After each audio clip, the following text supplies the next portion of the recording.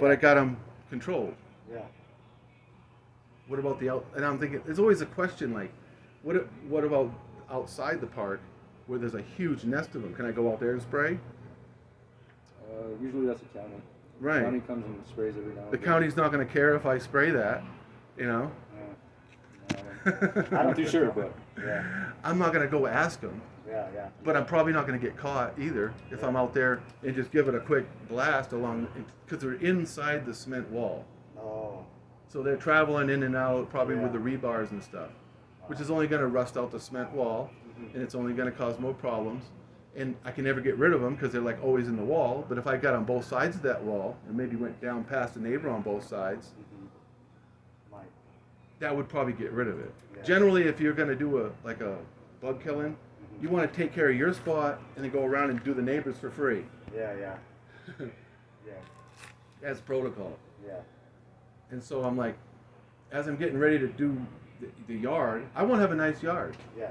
I don't want to have a bunch of junk. I don't want to have stolen cars and fence and junk and, whatever and crap or whatever was going on there. Yeah. What I do want to do is figure out beforehand. I don't want to be one of these people, I built something, then you guys are going to complain and I got to take it back down. Yeah, that's why you need permission first, because they have done that before. Right. Somebody put up a fence and didn't get permission, take it down.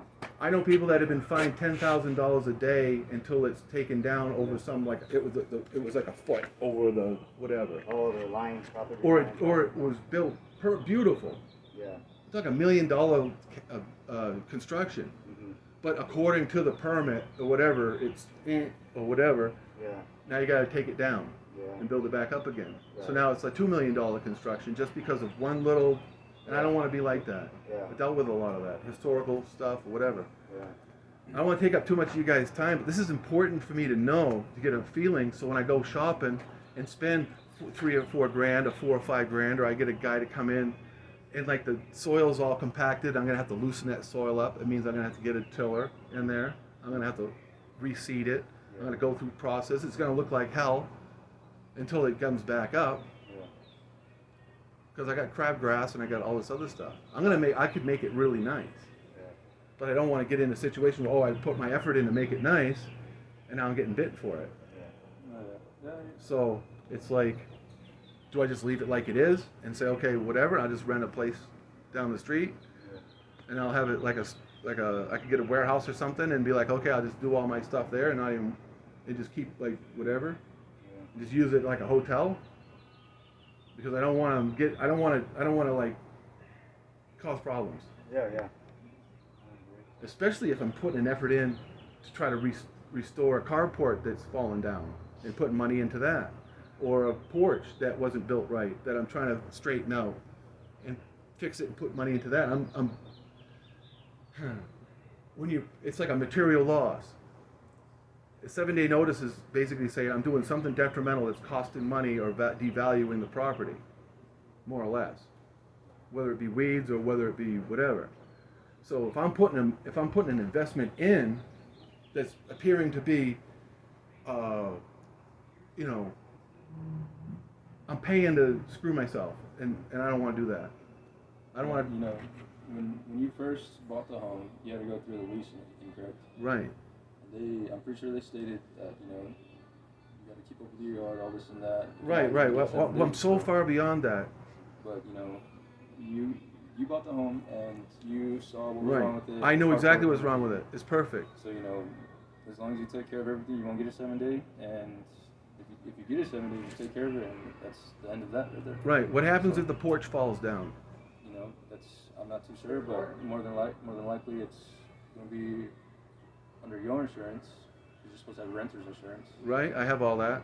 So, it goes back to the same thing. You knew what you were getting yourself into. So what are the perimeters on me fixing it? You can definitely fix it. Yes. But how do I fix it? It's up to you. You see what I'm getting at? I don't want to turn it into what would be considered a living space. It's a carport, so you have to make it into the carport. No, I'm talking about the porch. The front screened-in porch. I'd like to box it in because weather comes in on it, and it's not even safe. So that's something. Just like you said a while ago, it's better to ask. So that's something to ask Hector. Right. I'm pretty positive you should be able to at least enclose it and put a roof on it. But other than that, I'm not too sure. Just speak to Hector about Right, that. I've already talked to Hector a little bit about it. But basically what I'm dealing with is I've got recycled roofing that was on something else that's full of holes that doesn't hold the water out. It keeps the shade, but it doesn't hold the water out. I got a construction that's 17 and a half to 22 on center, odd, like whatever joist that isn't structural or isn't safe. And I got a floor that I'm surprised I haven't punched through that I want to replace. And I have a whole bunch of just those odd issues from building something from scratch, whatever. So I'm willing to put real money into that. I'm willing to make it so it's at least safe and to code. I'm pulling it from out of code and into code, and I don't want to be penalized for that.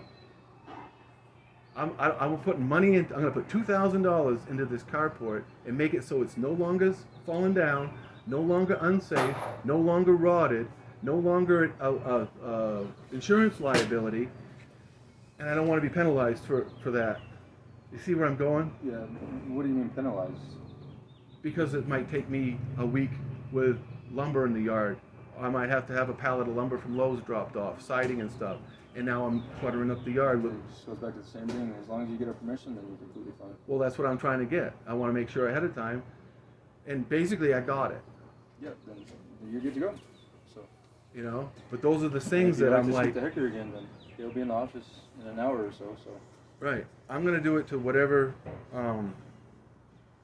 covers my ass. I have to. Yeah. I treat myself as my own customer. Yeah. There you go. But we got to get back to work, man. We got a deadline on this. So. Yeah, I totally understand. But I appreciate it if I could just if there's anything that I'm not doing right, I'm more than open to try to communicate and resolve something without having to write paper on it and put a stack of paper on it.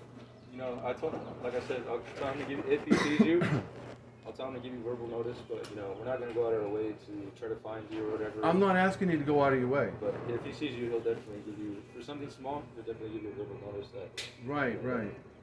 I appreciate your time. No problem. This is a big amount of money, and it's a lot, and I want to get my head right with it before I already get convinced into something that I can't do.